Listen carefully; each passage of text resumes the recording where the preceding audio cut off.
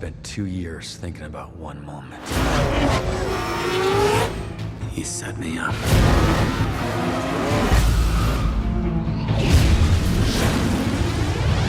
In our world, you always go back. He just left him there. That's what I can't forgive. That's my boy. Yo, T, I'm really happy you're home. So my understanding of this is you got to travel across the country, driving really cool cars, and just sort of seeing America. And in the end, there's a movie that got made. It's so weird. It's fantastic. Yeah. What was your favorite part of doing all this?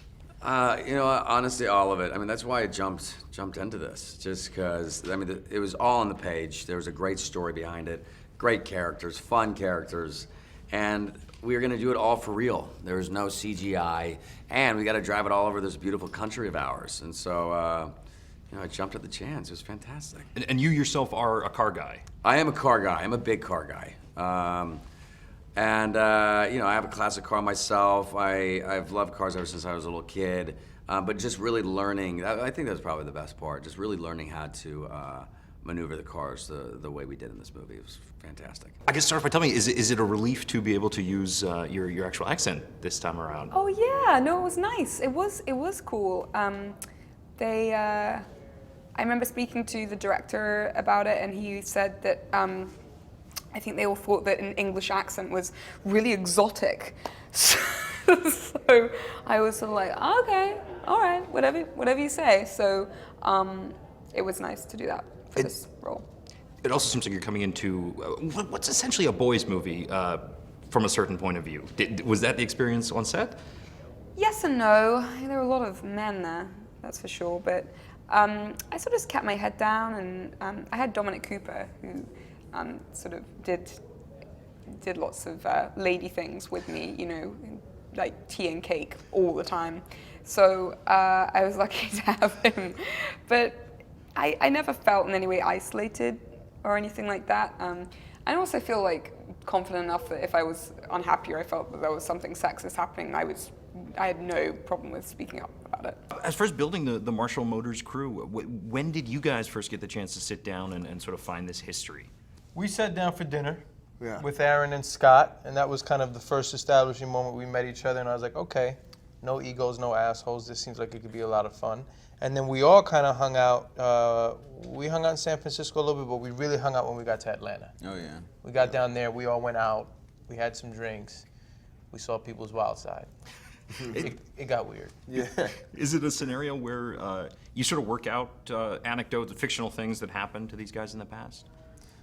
We didn't really do that. No, I think on the days we just effortlessly found a camaraderie between us that, you know, allowed us to just take that into the scenes on the day. And I think Scott came to each one of us and gave us a little history of who we are amongst each other, but it was never sitting around like storytelling between each other. And yeah.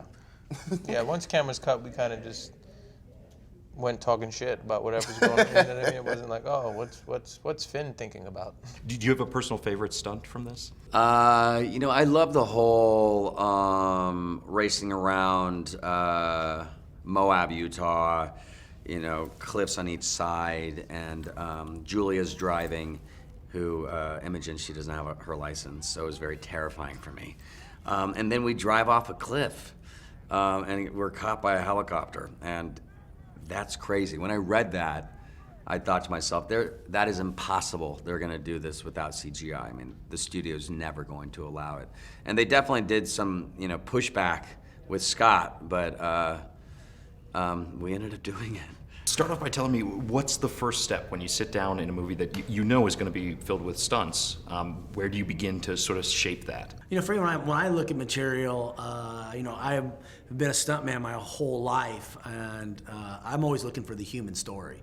I'm looking for the unexpected. And when I read Need for Speed, I was thinking, oh boys, this is gonna be another car movie, and with no story. And then I flipped the pages, and I was like, oh my gosh, this has a great human story in this, and it's really compelling. And for me, that's why I wanted to do the movie. I mean, the action speaks for itself, and we did some of the best and biggest car stuff that's, I think, has been done in films, but the human story with Aaron Paul is just fantastic. What's the conversation like when you come up with a stunt that you think is amazing, and then you have to break it down into finding, well, can we actually pull this off? Well, Lance and I reverse engineer the action sequences. Now, as we go to locations and we see, and then we just sit there like children and dream up the craziest stunts you can possibly do, like the grasshopper. And I said, hey, can we jump a car from here to here? And what'd you say? I said, yeah, absolutely. Yeah, no, and we knew from just past experiences of what we needed to do. You know, we take some measurements, figure out the distances, our ramp angles and speeds, and we go and rehearse it. And Grasshopper turned out to be 170 feet long, 20 feet up in the air, and hit the ramp at 73 miles an hour, and land it and drive away. It was fantastic. Yeah. Are you a car person yourself, though? No, I'm not really into cars, much to the disappointment of people who probably love them, but that's fine, you know, and I'm sure the people who go see this movie will know a hell of a lot more than I do, but that's okay. Would you actually get to do some driving in this? Was it actually you driving? It was. Sometimes Aaron did more than I did, and a lot of the time we had somebody in a pod above the car who was actually controlling the vehicle, so we actually even couldn't see where we were going. There's an element of fear to every single scene at the back of my eyeballs that's happening, but it was better when Aaron was at the wheel. In a lot of ways, this is very much a guy's movie, and it's sort of exemplified by the friendship that these guys share. I'm curious if it's sort of like that on set. Do you find is there the jokes back and forth? Yeah, we're constantly clowning each other. Yeah. It's fun. It is. It's really, you know, I find you'll hear it on many occasions that, you know, when we're talking about movies, how much fun we had and whatnot, and, you know, it's not always the truth, but on this we've really grown, you know, to be good friends, and I think that reads on camera, and hopefully it'll read in the sequel as well. One of the things that's great about you as an actor is you seem to get very involved with fans, and there's always events going on. There was stuff with Breaking Bad, and you were doing stuff with this. What has the interaction like been so far, both from this and from Breaking Bad? It's been great. You know, it's nothing but positive, and so I try and give back, you know, whenever I can. And I mean, I say, why not? I've never really seen a barrier between me and fans. I've always just tried to knock that down as often as I can. So yeah, it's been fun. I'm willing to give $6 million to anyone who puts a stop to him. We'll settle this behind the wheel. States. Maybe we should rethink the plan. I'm never gonna stop.